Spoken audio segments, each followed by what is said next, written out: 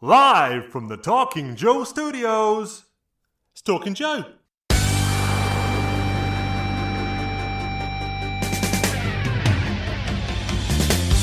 G.I. Joe, the very best, America's elite. Eliter than all the rest, trained to have no flaws. Defending liberty across the land, valor oversized. Bring out that big brass band, real heroes verified. Gotta read them all, you must agree. Elitist in history, G.I. Joe, oh there could be no end. In a world we must defend, G.I. Joe, gotta read them all. A courageous crew, their colors red, white and blue. Mess with them and they'll shoot you. G.I. Joe, gotta read them all. Gotta read them all.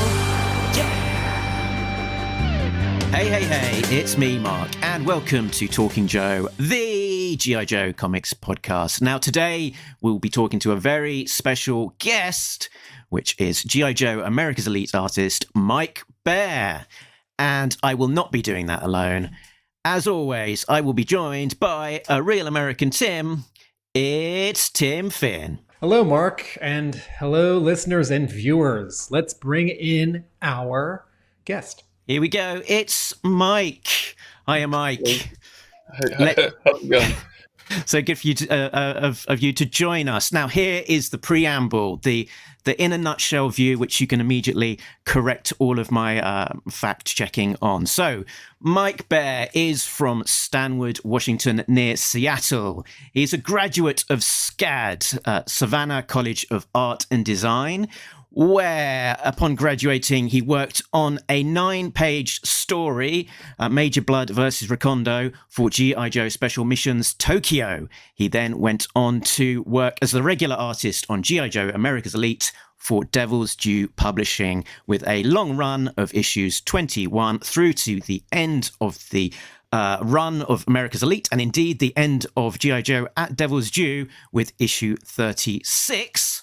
He then transitioned to animation and the games industry, working on concept art with Rockstar Games on projects like Max Payne 3 and L.A. Noire, and more recently as a background painter on Rick and Morty. What have I missed? There's a lot of stuff, but you don't have to worry. Yeah, don't worry about it. Okay, so you grew up in Stanwood, Washington, but where are you joining us from today, Mike? I'm in South Pasadena, California. I've been here for about 10 years, yeah. And just so listeners and viewers can feel some exciting, almost tension, I was in South Pasadena 3 days ago for the previous 10 days with family because of end-of-year holidays. And had I known, Yeah. I would have insinuated myself into Mike's home today, and you would be seeing 2 windows, not 3, and there'd be 2 people with Mike's fuzzy background. Yeah, it's just my living room. Sorry. Yeah. And Mark would be so envious of this amazing coincidence. Man, Okay. yeah, it's a bummer. I had a lot of free time this last 10 days, so it would have been fun. It's okay. We don't have to be friends. I just met you, so But I'll be back in South Pass in 6 months. let me know. Okay, Mark, should we start with our standard first question? Go for it, Tim. Mike, what is your first experience with G.I. Joe? Toys, comics, animation? Gosh, it's like, yeah, I mean, I've definitely seen the cartoon as a kid, and I had a friend who had like every single toy. He had like a bin of like his parents owned a pawn shop. I don't know if the other people were pawning off their G.I. Joe toys, but I think they just gave him whatever he wanted. But yeah, he had a whole bin of like every G.I. Joe that was like in the commercials. And he also had one of all the Ninja Turtles too, so he was a lot of fun to hang out with. This is the 1980s cartoon, or are these the later 1990s episodes? Did you have some of the toys yourself? Gosh, I did not have any of the toys. I think I had like, I don't know, a hand like very small amount of action figures as a kid. I had like Legos and Kinects and other things, but I think the only toys I had at that time were like a couple, like maybe 2 Ninja Turtles. So I didn't have any G.I. Joe characters, action figures. I think my dad had like one of the old ones, like the big 12-inch figures, but he was kind of weird looking at that for me at that. I think he was probably falling apart, so I didn't really play with him too much. If you finished school in 2006, 6, yeah. So the episodes you were watching were the 1980s episodes, the 1990s episodes. Yep. Yeah, Okay. the knowing is half the battle episodes. Did you read comics, and when did you start reading comics? I mean, I read like X-Men and Spider-Man and stuff like that. It was pretty conventional. I didn't read I totally missed out on the G.I. Joe comics. And I think when I was in college, I discovered like Mobius and Akira, and expanded my horizons a little bit with like just like European comics. But yeah, mostly just like the superhero comics. That was like what kind of got me into it, was I really wanted to just draw superheroes. And I really wanted to draw like like Mobius or Adam Hughes, or even though they're very, very different, but like the sort of labored over, like the really, high quality comic art. But then when you're doing it for a living and you realize like, oh, like they're just taking a little more time than a page. I was doing like a page a day. That was what I was required to do at Devil's Due. So I would spend just as much time on a scene or a page of like 2 people talking as I would when there's like, 14 characters fighting each other. Like I didn't have that time management down. As I recall, I was like, it was sort of just, I'll take a break I'll just focus and then get to really put the time in on these 2 people talking, But yeah, that was the thing about comics. It's a pretty fast paced business. At SCAD, there is a well-known sequential art major, and I don't know about now, but 25 years ago, it was the only fully accredited 4-year undergraduate art school in America with a comics major, not just a class or a concentration. Were you in that major? Yeah, it was at the time I graduated high school. It was, I think, Minneapolis College of Art and Design, and in Savannah. And I had gone just by random chance, I think, like a friend of mine that I grew up with, his like grandparents lived in Savannah, and he told me about their summer program for high school kids. And then I was in a really good art program in my home, like my little hometown. We had this teacher kind of came my high school, my freshman year, and she started a new curriculum for commercial art. And so she was really encouraging. Like we had like regular art class, which is just like arts and crafts. And she created a program that was geared towards like a career in art. So she was very encouraging of like, getting to know the business of whatever you want to do. And we ended up, another student at the same, like he was a good friend of mine. We both went to this summer program in Savannah, Georgia. And I got a taste, like we were there for like 5 weeks. And I got to take a class on just like drawing comics for the first time. And that was kind of like, and I got a scholarship at that time, which was encouraging to go back. So I decided to go all the way to Savannah for the program. And that was, I think when I got there, we had to take a lot of foundation classes, and I was like, I really just wanted to draw comics. But, looking back, I was like, I think I like had these like 2D design books and like color theory books. And I was just like, what is this? Like, like trying to teach us the real like fundamentals of art and design. And it was just like wanting to just get to the drawing of comics. but I was like 18, so I didn't really know. Like, it's good to have a good foundation.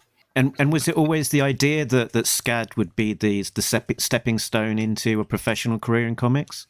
It's sort of like I didn't know. I didn't know what like how to even get in. So it seemed like the best, especially coming from like a small town.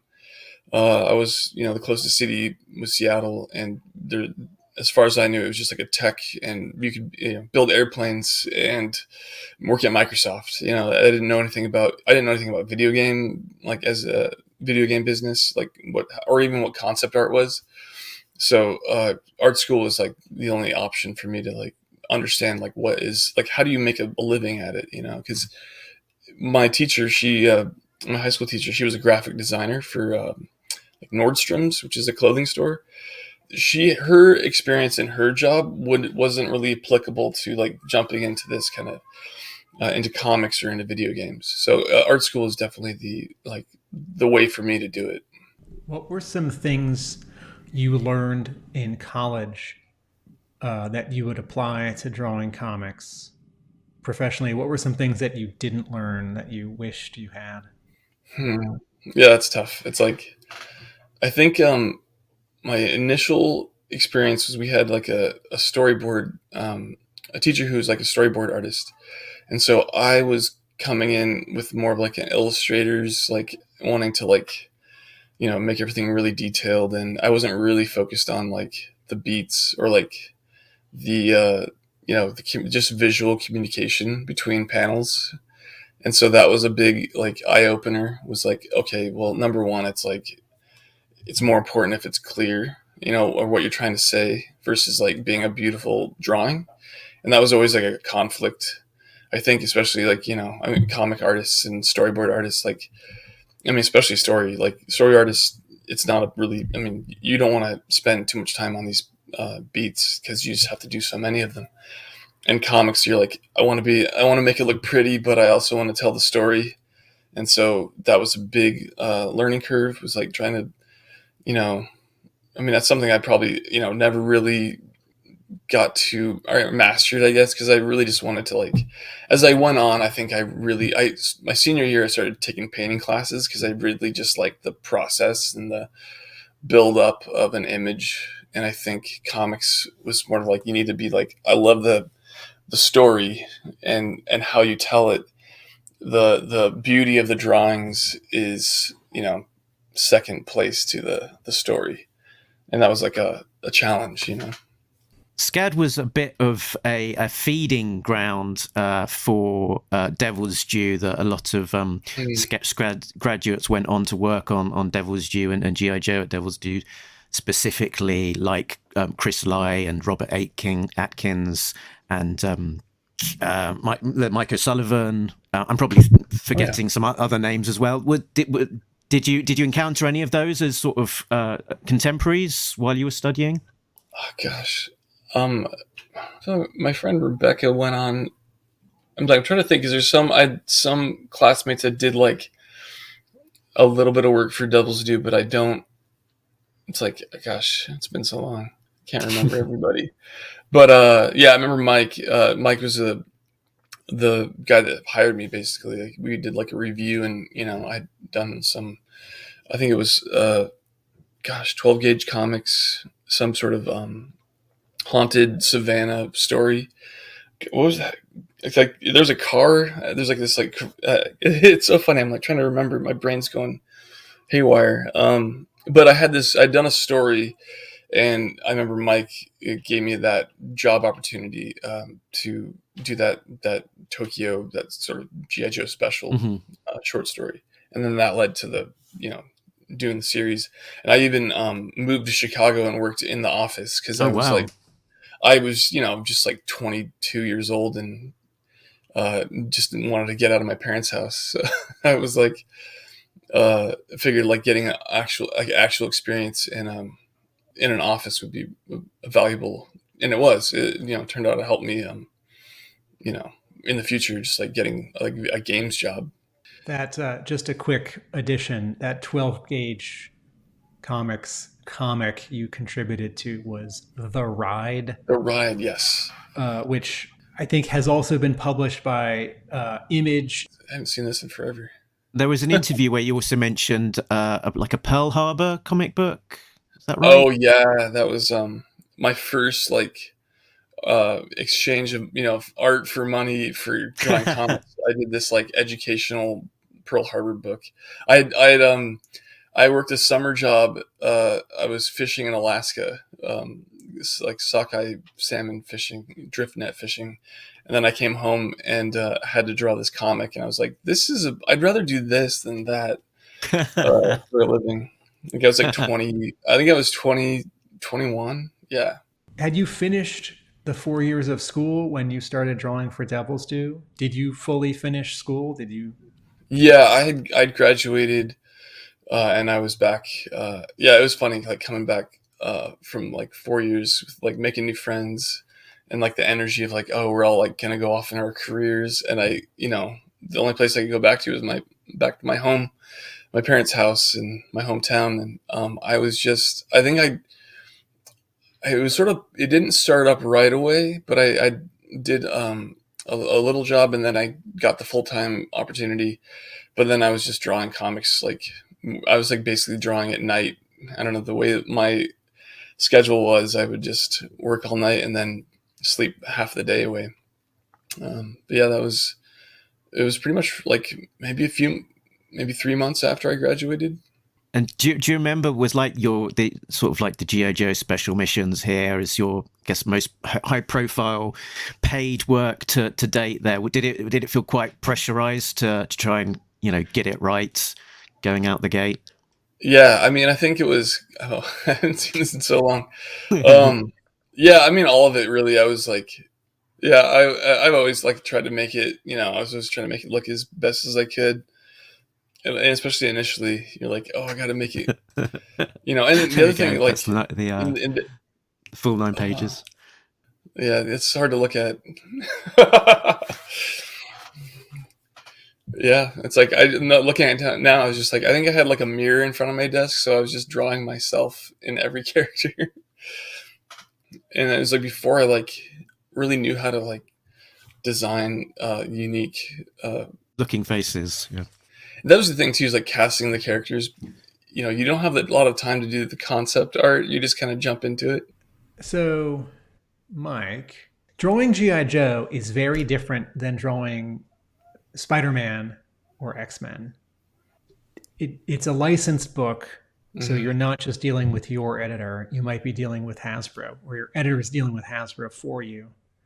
And there are characters with really specific costumes and equipment and vehicles in a way that, you can sort of fudge New York City when you're drawing a Spider-Man story.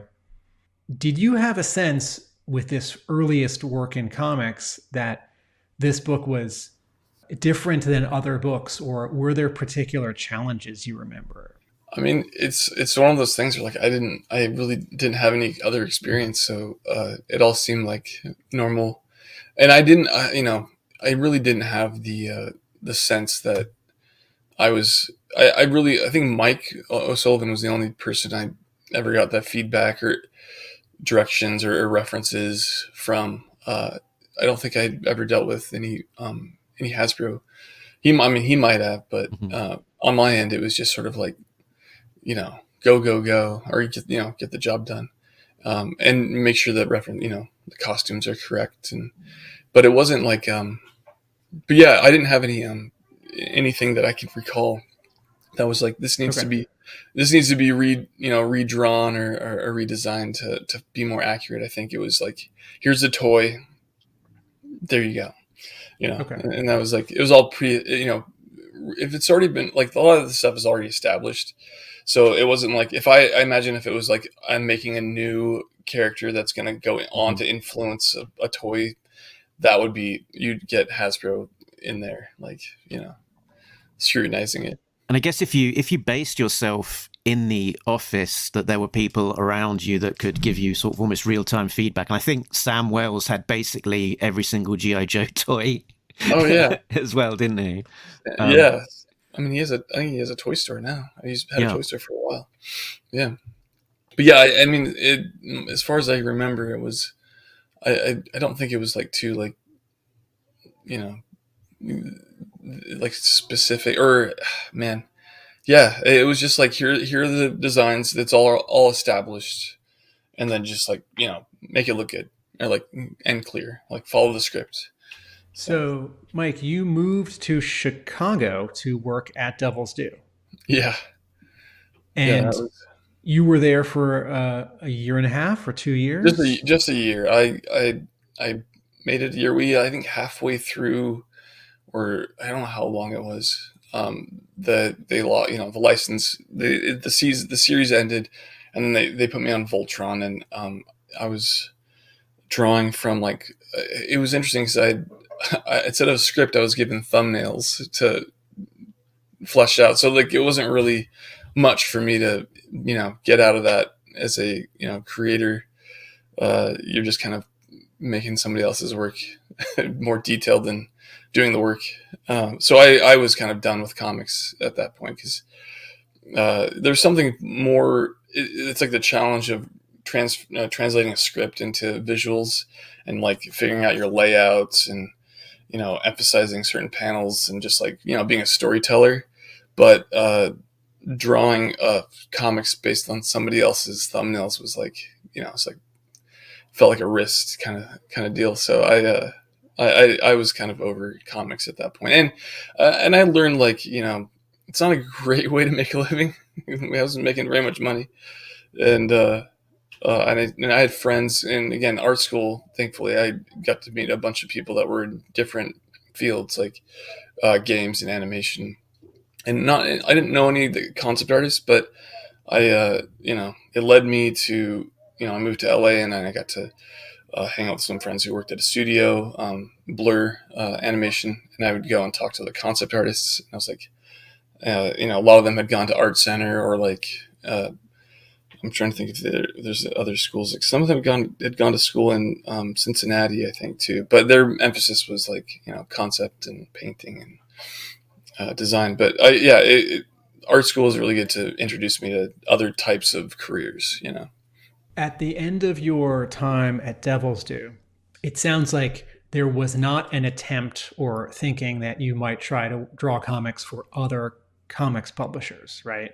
Yeah, like, I think it was that summer I left. I left Devil's Due, and I was in LA, and then I went to the San Diego Comic-Con, and I had talked to Axel Alonso at Marvel, and I didn't get a job. I got a tryout for a book. Like, I had to like do some pages for this Wolverine script, and I started it, and I was like, it wasn't paid. It was just like a test, and I was like, I'm having to test for this book, and I just was like, I don't want to do this anymore.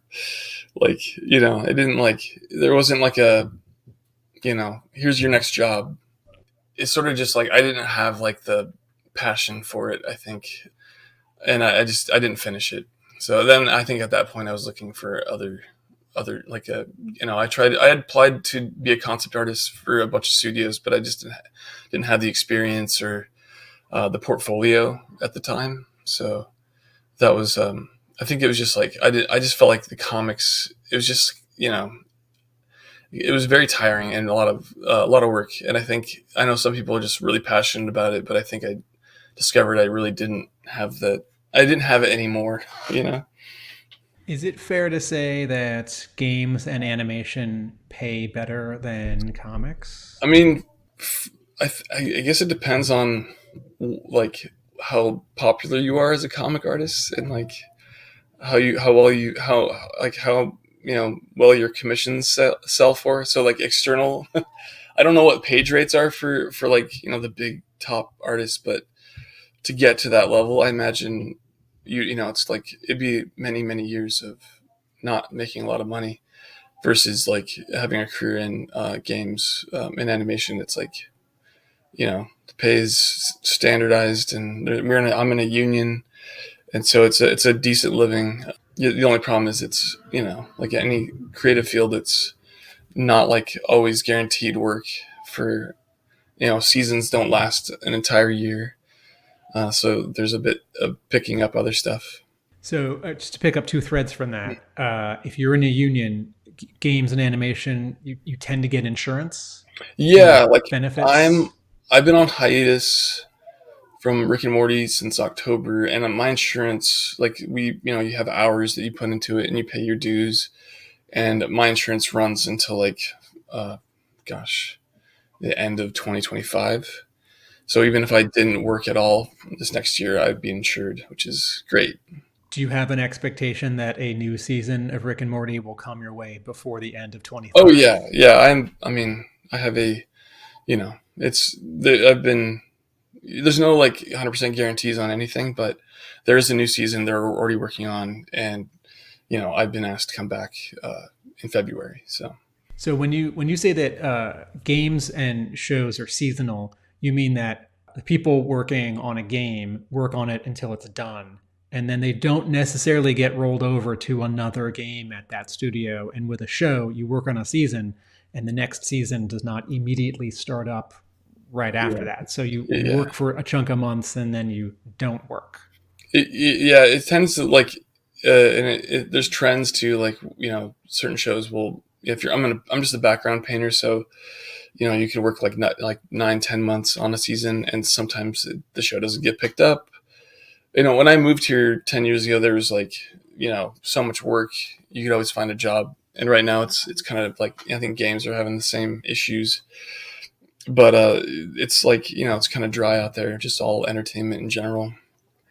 But we're on Rick and Morty is it's a rare thing in this job to have like sort of more work ahead of you. You are on a very popular show, and many people are on moderately popular Yeah, shows I mean or I've worked shows on shows that just don't get picked up again. yeah, and I've worked on those types of shows too. So it's like, and I've been fine with like jumping around to different styles and different problems to solve, and it's like and I do the thing is I do like watching Rick and Morty. Like I enjoy it as a separating myself from it. Also, I like to see what work I've done and like how it translated into the final product. But yeah, I'm very fortunate to be a part of it, and it's a great group of people. So it's kind of. I'm gonna go ahead. And talking as the sort of that end of that Devil's Due era and sort of transitioning into the new career, is it fair to say that there was, I guess, a bit of an element of burnout of that sort of producing 22 pages or aiming to produce 22 pages every month, come rain or rain, Yeah, sun, snow, whatever's yeah, all happening? the weather. Yeah, Yeah, especially yeah. snow in Chicago.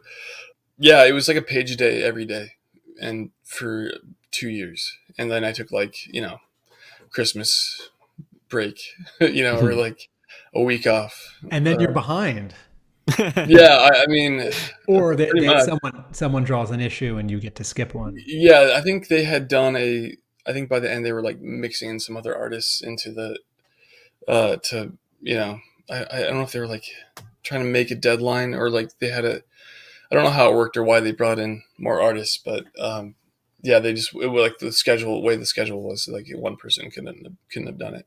Yeah, I mean they couldn't slip. They couldn't because their license was running to a hard end date. I guess they weren't able to let things slip by even a week or whatever. That they had to get the issues Yeah. out. Otherwise, they wouldn't get to the end of their story by the deadline that they had agreed with Hasbro. I guess because it was the end of a story and the end of the licenses as well.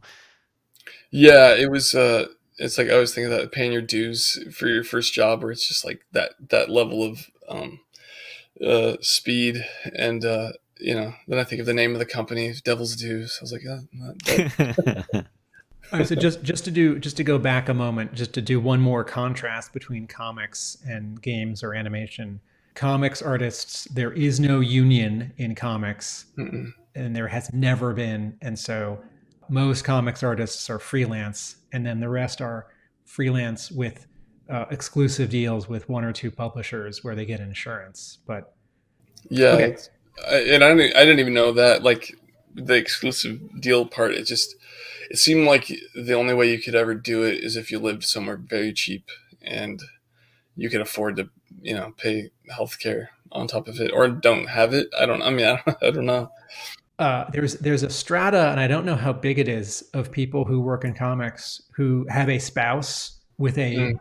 a high earning income, such that they can draw comics which don't pay very well. Like I have a friend who draws graphic novels in the kid and young adult market, and if there's this thinking that that pays better than like a low tier Dark Horse miniseries or Image miniseries, that might be true. But you get an advance and then draw a graphic novel for 1 or 2 or 3 or 4 years, and by then you do the math, and then you get paid the rest, and then you do the math, and you actually your page rate or your daily rate isn't that good spread out over 3 or 4 years, and then you get royalties if the book sells over a certain number. And so I do have a friend who, they live someplace cheap, and their partner is in tech, and I feel like no one really talks about that in comics, because people aren't.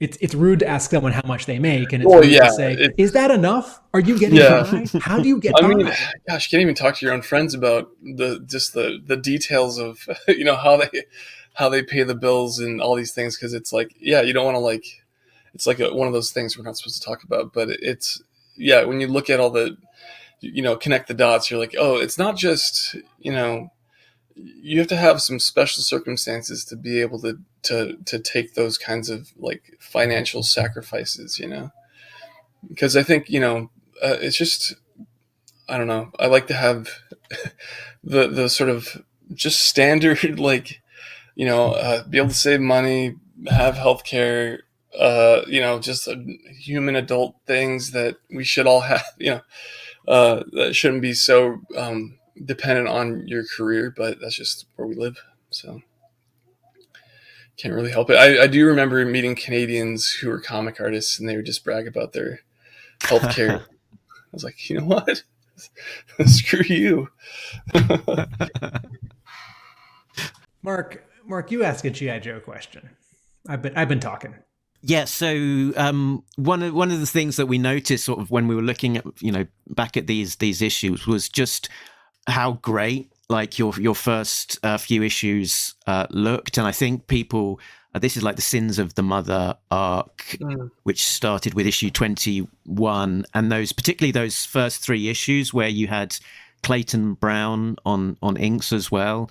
They did basically just look gorgeous.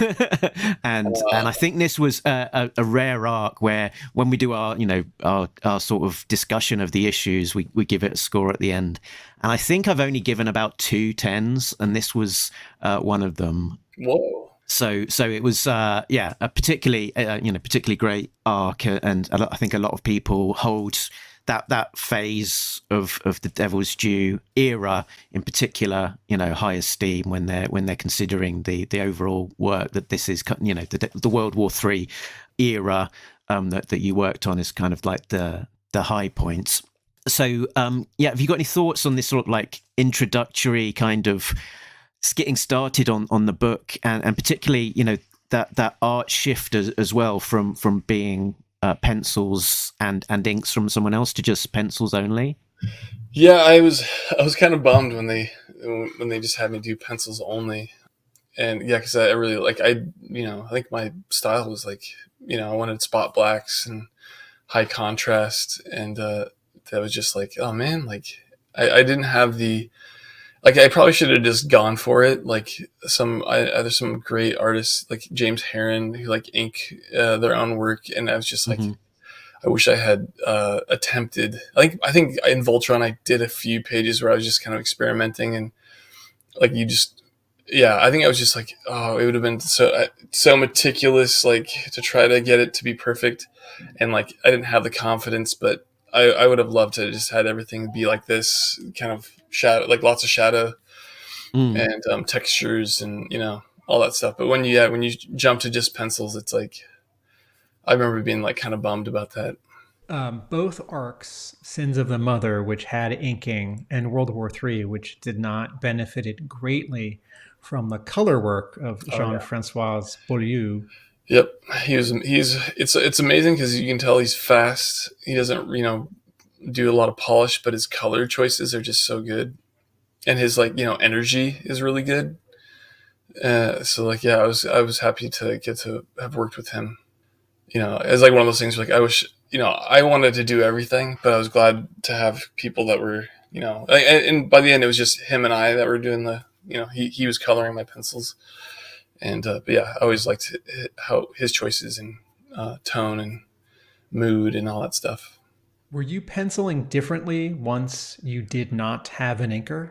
I think I did a lot. I think it was more efficient for me to have an inker because I would just like indicate where the blacks would be, just like X's, and so I could move on. And when I was doing with the pencil, like I was still trying to shade, and I had to do it all by by pencil, and it doesn't really look that great because I still wanted that contrast, and it just doesn't. It's hard to connect or communicate when you just have the line. It can, as a piece of original art, it just kind of, it's so much detail. Like it only comes together when it's colored. But I think when you can see like a black and white inked comic page, it still kind of stands on its own. Yeah, like if we compare some of the work that was done, sort of when it was being inked, those blacks are much blacker, and then subsequently you don't get quite as many extremes in that contrast coming through in the hard blacks once you move to that pencils only era. Yeah.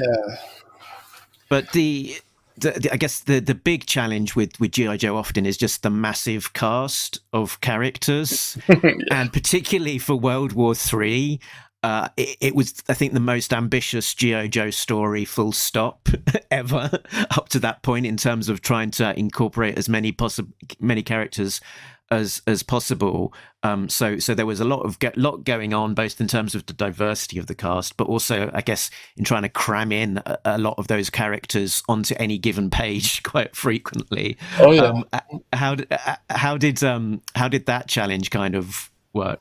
Yeah. That just tells you why I didn't draw comics after this. I was like, there's too many. It was sort of like you imagine those like artists or work a career and like build up their skills to be able to pull something off, and then there's the people that get thrown into it and like have a hell of a time. Because I mean, I know you learn a lot that way, but I also learned like this was because you want to make everything as good as you can, but then it always feels a little deflating when you're like, I didn't make it, or I didn't pull it off because it was just too much. And that happened to me a lot on this, or I'd look at it and I go, I don't ever want to look at this page ever again. And then you go, and then the next day you started another one. If you and listeners, viewers, if you are penciling and you have an inker you like who's good, you can maybe leave a part of a page a little less detailed or finished. And even if you're at a time you don't like your page, you can have some confidence that if your inker has any amount of time, they can fix that thing a little bit. They can make up for your weakness or your lack of time. And if it is just going to the color artist, and monthly comics are already a continuous grind with deadline challenges. It must be, and going to a good color artist, it must still be deflating. Like, okay, it's not going to get better than this in the art. It's just going to sort of now get good color. Next thing. Or it's like your bad choices have a nice, coat of paint on them. But, but yeah, like, I mean, man, having, if you, 2 heads or 3 heads, are always better than one, if everyone has the same goal to make things look as good as possible. Like that would be sweet to be saved by your other teammates. But, like for better or for worse, like, comics are great for people who, want to just be you do it as much, you have the most power, I think, in as a visual storytelling medium from a singular vision versus like animation or games where it really is like we're all just it's too big to any one person to have like that much, unless you're like the showrunner, and even then they have opinions outside of them. Okay, so just a quick comparison. If in comics you and one or two other people are drawing the final page at a game studio or on a show, how many other people are in the background department and how many other people are artistically making all of the visuals for that show or game? I would say, I mean, so like how comics is like story is, the sort of the the be all end all, that decides everything. And games, it's really like engineering. Like you're collaborating with engineers and game designers. So you have like, you're just a part of that. And then, what is possible is the engineers can design or, build a tool that can make this possible. So you're sort of like helping. I feel like you're just helping as much as you can. And then animation, it's, I think the story artists and I feel a lot more like a part of it. Like the final product is your art again. You're still the story artists, the storyboard artists, the directors, like they dictate on what the final show is going to, whether your scene's going to get cut or, what have you. But, we're just, it does feel good in animation compared to like games as an artist. And I worked in mobile games and in AAA, and I don't know where I'm going with this, but yeah, it's a different kind of team effort. But at comics, you have like, your art is like the product, which is pretty cool. Yes, I heard you talk about one of the things that you liked about sort of approaching comics and the way that you would draw is that you're thinking about sort of the sense of where the camera is positioned and that kind of thing, that you're like the director of the shot. Yeah, you're like, I mean, ideally, I'd love to, paint everything and, do it like this, like how, Jean-Francois like finish it. And I was like, okay, that looks pretty good. But then you're like, you don't have the time to really get into the full vision. Like I always like wanted to be a cover artist because they could do everything. Like Adam Hughes, like do the whole kind of final rendering and everything. But yeah, it's fun to pick the shots and try to like get in that just the right camera angle and the right composition. And like looking at it, you're like, oh, these tangents. Like I don't think I put a smoke trail next to her, or that condensation or whatever line next to her foot. But that's what I think Jean-Francois put in there. But it's fine. That was his choice. No, it's not. It's not fine. No. I was looking at all the tangents and things on all these pages, but.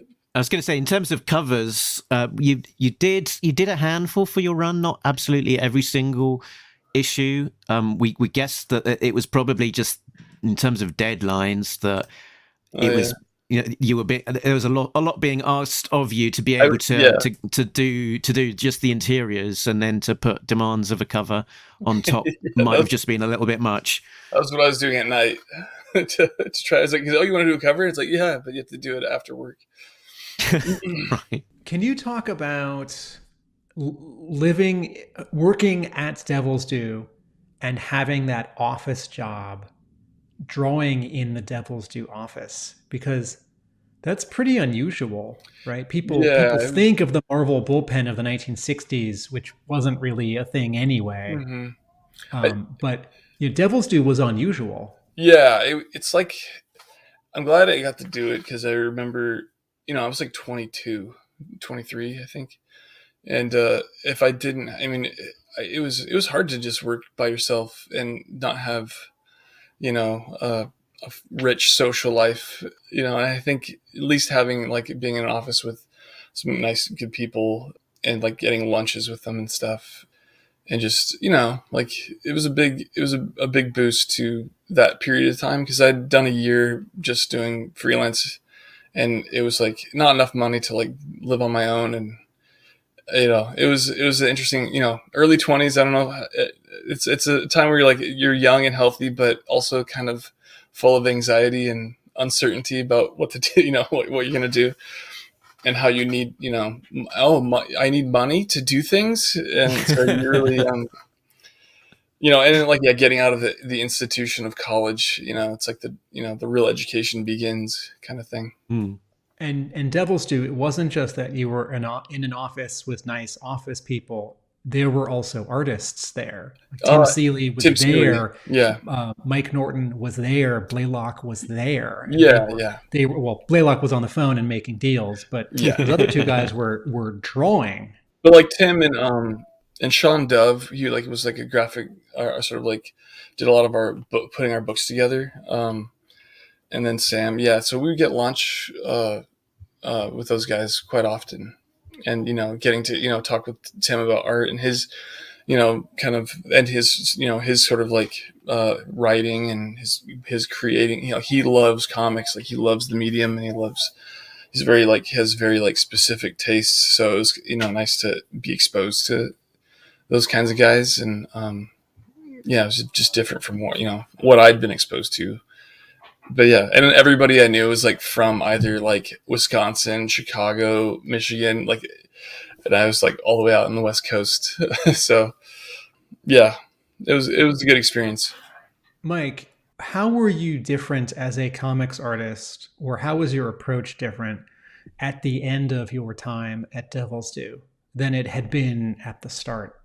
I think I was trying to like simplify a lot more, just like, I think the economy, like, when you do the same thing over and over again, and you're like, yeah, you're just trying to find streamlining it, like, I don't know if I ever got there, but I definitely found more my sensibilities after I left, because, being sort of hemmed in. I remember, the only potential work I was getting offered would be like something that was military comics based. So, and I think, my work has a little more, I don't know, humor and color, and this is a lot more going on than just the G.I. Joe stuff. So I was getting a little tired of the same tone all the time, But I could see, like, doing something for a job, like if it was a good living and had good, like, I could totally do it. It's enjoyable,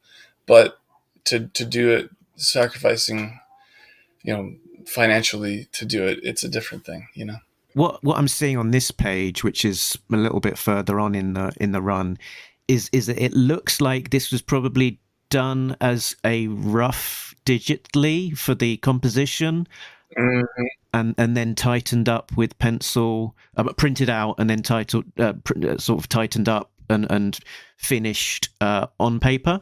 Yep. I was doing a lot of that, trying to speed it up, basically. Little thumbnails and blow it up and then print it out. So just to add a detail for listeners and viewers, all of these very light blue shapes under the pencils that Mark just referred to, when this page now penciled gets scanned, you can fiddle with the contrast and then drop out everything that's white and very light gray and light blue, and you're left with just the pencils, which you can then make, much darker or maybe even almost black. Yeah, we sort of touched on this, and I think I might be able to preempt the answer a little bit. But back in 2007, you said, just as you were starting out on this run, you said, "I'm excited to see, when all's said and done, my very first page, and to compare to the last page. Hopefully, I'll be happy with what I see." Have you gone back and looked at the arts, since then, and sort of taking a step back and see how you felt about this art, almost 20 years on? Yeah. It's like I think it was like a couple of years ago. I looked at I have some original pages, and I was just looking at them like, so like, it feels like somebody else drew it, But yeah, I mean, there's certain things I'm like, that's definitely like, I'm proud of the opportunity, or getting to make it, and I was very happy I got the opportunity. But yeah, it just feels like, would I want to do that now? Probably not, but because I'm like trying to find, oh man, just like more expressive ways of designing. But it is fun to see like the things that I was trying to attempt, I guess, And I don't have it. Seeing the beginning and the end, it's like I can see a ton of things that I wasn't happy with in between, and then there's like things that I remember, like, oh, I like how this turned out, I like how that turned out, but it's definitely not like a curve where it's like bad and then better, you know. Mark, can you put up the marquee for today's episode? So, Mike, I see here a little like very designy, very animation-y portrait headshot of Duke Snake Eyes, and I think it's Scarlet. Yeah, it's with the weird Scarlet.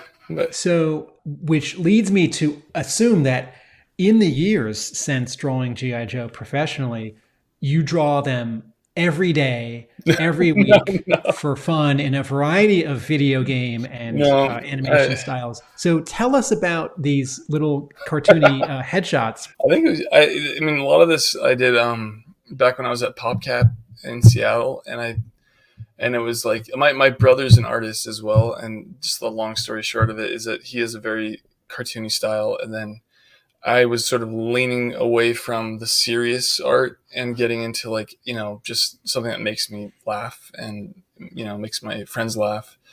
And I was just experimenting a lot with, you know, design. Like for instance, like I think I used to, you know, when you're designing a character, you're thinking of all the anatomy and the muscles but when you're just designing puppets, really, it's like, you know, just shapes. So that was a fun little like breakdown on you know, how to change your philosophy in design. But yeah, and then I just wanted to see what, you know, to take that and then draw the G.I. Joe characters that I used to draw like every day, and and then I was painting, you know, that's the beauty of it all, is just experiments. I don't know, it would be fun to see, like I've always loved like to take these serious properties and like find a new look for them. So I'm always trying to get somebody to hire me to redesign. I worked on the Aquaman. So Victor Courtwright had done Thundercats. He redesigned it, and then he, you know, so made him very kind of rubbery and silly. And then he did that same kind of thing on Aquaman. And I was like, are you talking about Thundercats Roar? Thundercats Roar, yeah, the anime. Okay. Yeah. Okay. And so like I've always enjoyed those, like, you know, I don't know if, you know, hardcore fans do that, but I like to see a new take on an old property. So.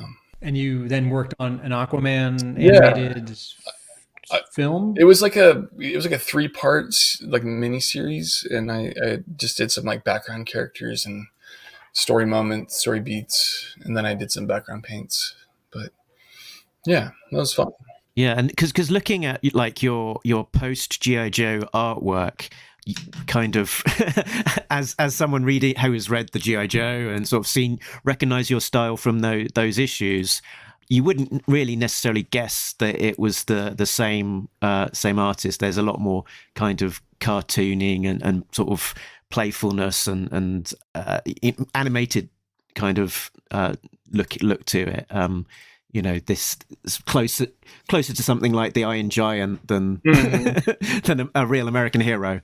Much more design and geometry and less about lines. It's more design and less illustration.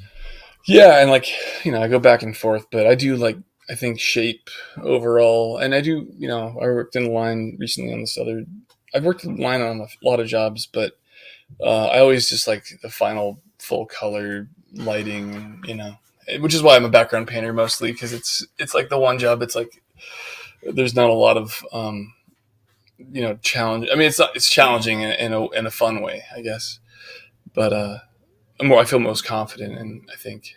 Maybe you should try and get back into comics as a color artist. I hear that pays really, really, really well in 2024, just like it did in the 2000s and the decades before that. Yeah, right. It's like, I think I have to color like 5 pages a day. They've probably held the page rate the same since the 80s or something, haven't they?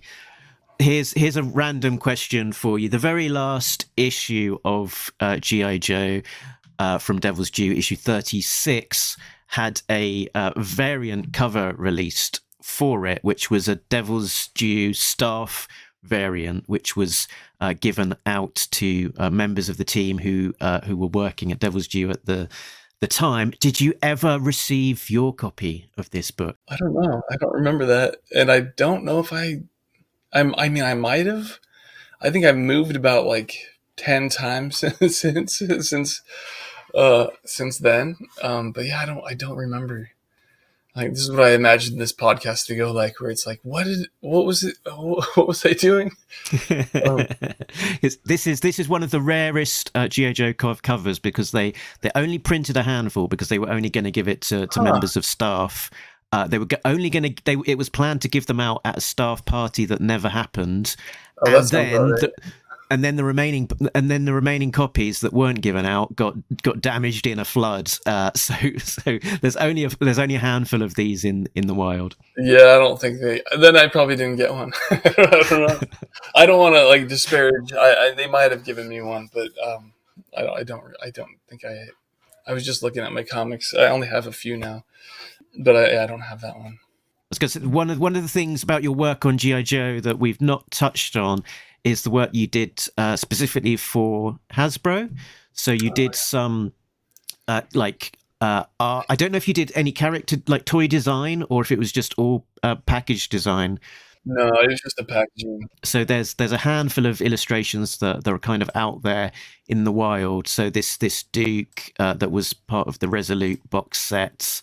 And if you squint, you can see your art on the back of the packet. I did Snake Eyes too on that one, I think. Yeah, funny story about these guys. I was an idiot and I posted them online because I didn't know that I'd signed. Like, it was like apparently like, you know, signing your. I didn't know I signed an NDA, and I also didn't know that Hasbro would care that much. But these were the last ones I did because they never hired me again to make these. I was just like, I don't know. I was really excited to share them. I don't know. It's just and then looking back, it's just like, what a ding dong. Mike, these are digitally painted? Yeah, I was working at Rockstar at the time, and I was really like, I mean, that was I think I had like watercolors in my portfolio when I got hired for that job, and I really learned how to paint digitally like while I was there, like, you know, doing concept art. It was crazy. I'm really glad I got to do that. And so I was like taking what I'd been learning, and I was with a really good. I worked with two other guys, and we're all very like hardworking, and we'd go out and do like paint studies, and you know, and I just, you know, try to become better painters. And I got this job, and I remember like, yeah, I'm gonna paint, you know, digitally paint these characters. So that's why I was really excited about it. I had drawn the box art, so it was like, what was the name of the company? It was Devil's Due in the same office as Kunoichi, I think it was. Yeah. Mm-hmm. And so they were like, you know, doing their outsourced studio for Hasbro, and so through them I got to do some of these, and it was actually really man, it was right after I left Devil's Due. It was my bread and butter. I was getting to design these little you know, package art for them, and it really helped kind of keep me afloat while I was trying to find a new career. So I'm very grateful for that.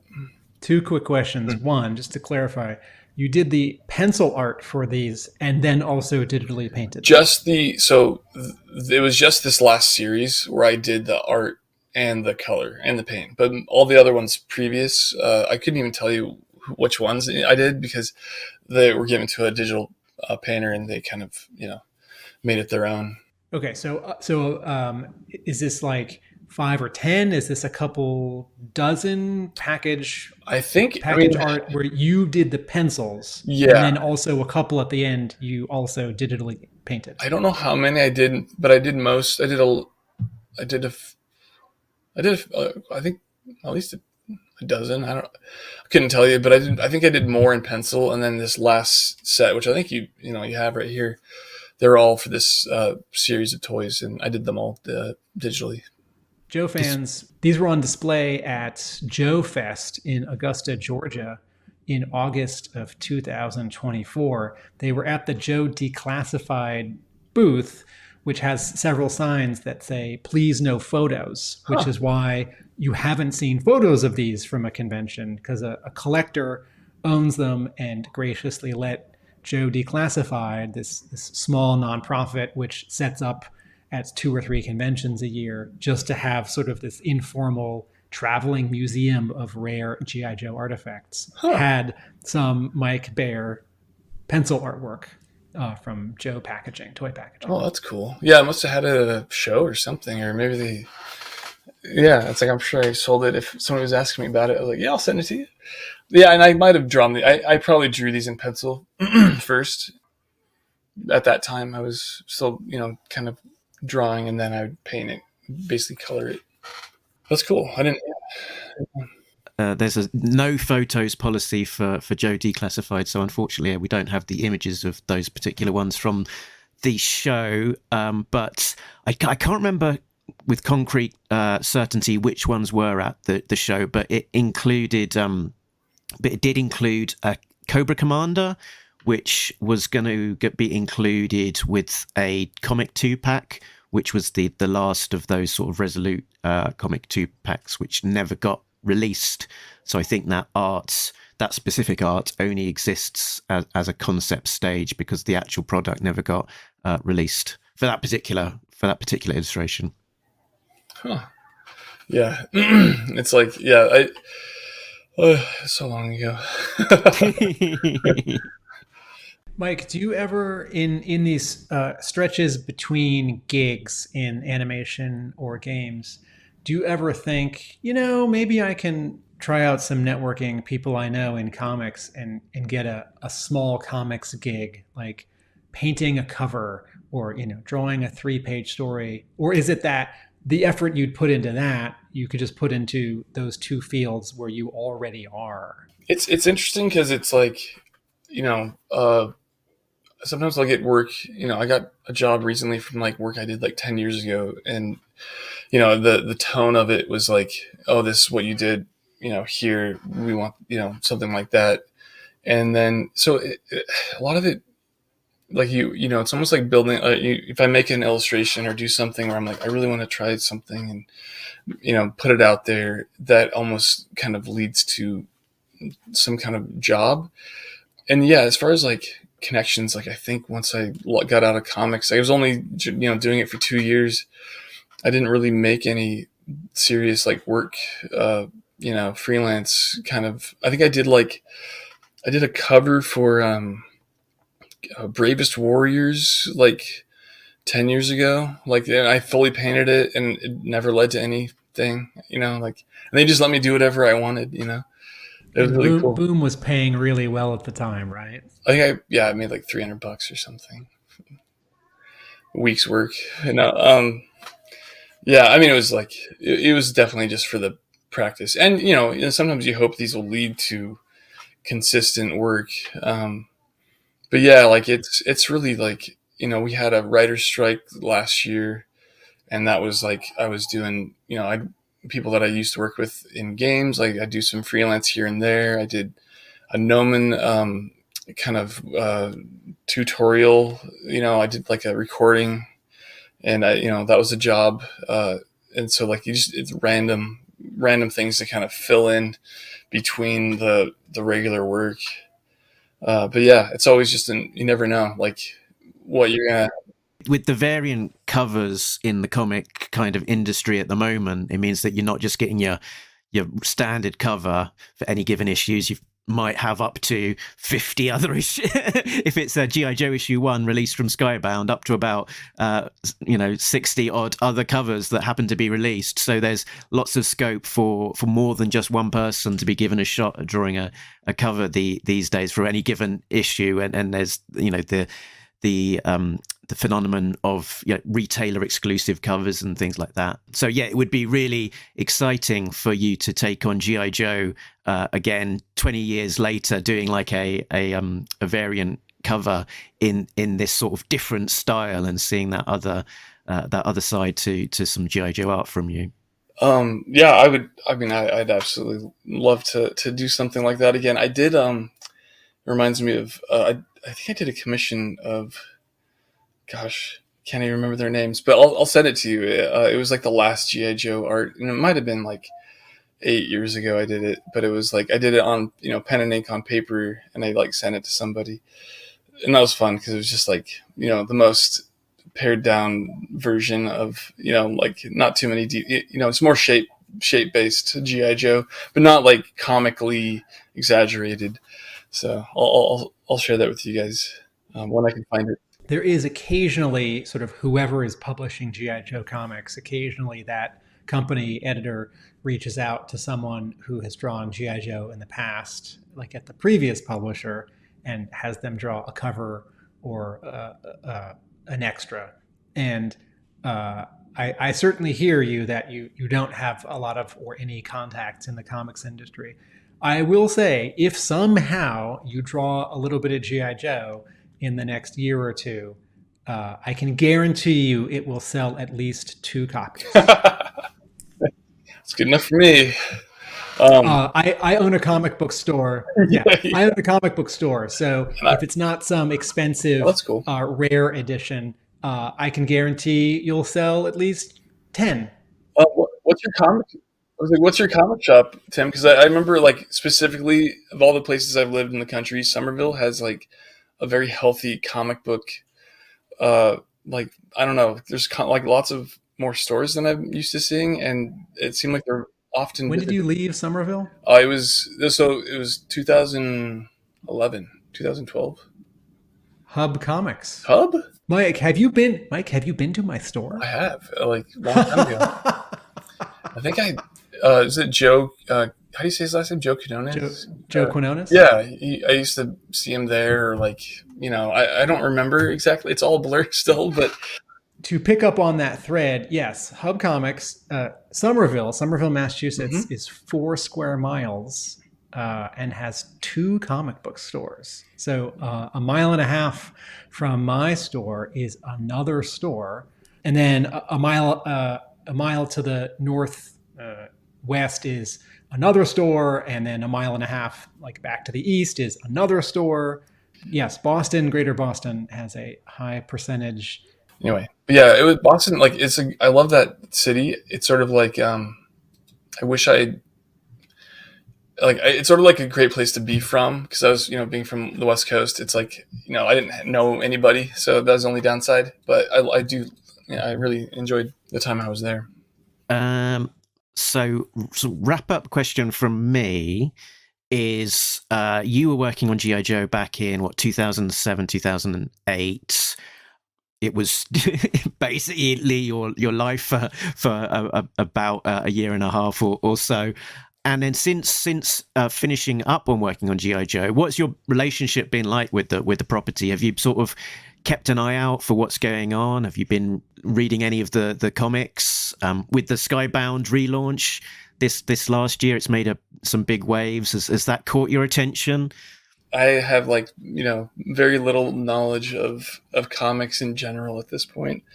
I played video games mostly for my, I guess, and I'm trying to read some novels, but and a lot of it's just I have a 2-year-old, and so a lot of my life is just related around I'm really into Miss Rachel and Teletubbies right now. So, but and yeah, various other children's books, but yeah, I haven't been paying attention. You know what little kids like as your 2-year-old becomes 3 and 4 and 5 and 6? Comics. Oh yeah, no, we have. I look forward to her learning how to read, and I have a ton of books to show her, and things that I enjoyed. Yeah. Mobius art books, Travis Trey portfolios. Yeah, I do have a good collection of children's books with art that I enjoy. So that's kind of we'll start with that. Keep the Mobius out for until she's 16 or something. Excellent. Tim, any last questions from you? Nope. So Mike, just leaves us to say thank you very much for joining us. if people can find you, you've got a website, bearmantooth.com, which has got links to other places that your work can be found, like on Instagram, DeviantArt, that kind of thing. Is there anything, any sort of final thoughts or things that you would like to plug while you've got the airtime? I wish I did. No, I was going to say it's really been a pleasure talking with you guys, and if you guys are ever, Tim, if you're back in South Pass, let me know. Mark, if you happen to be here, also, we'll grab less likely, but yeah. Excellent stuff. It's nice to get to talk to you in person. We could just meet somewhere rather than me inviting myself over to your place. We could meet somewhere. Oh yeah, we're not there yet, Tim. We have to Dinosaur Park. Oh yeah, Dinosaur Farm. Yeah. Dinosaur Farm, which is everyone. It's a toy store. Yeah. Oh yeah. It's just down my street, right over here.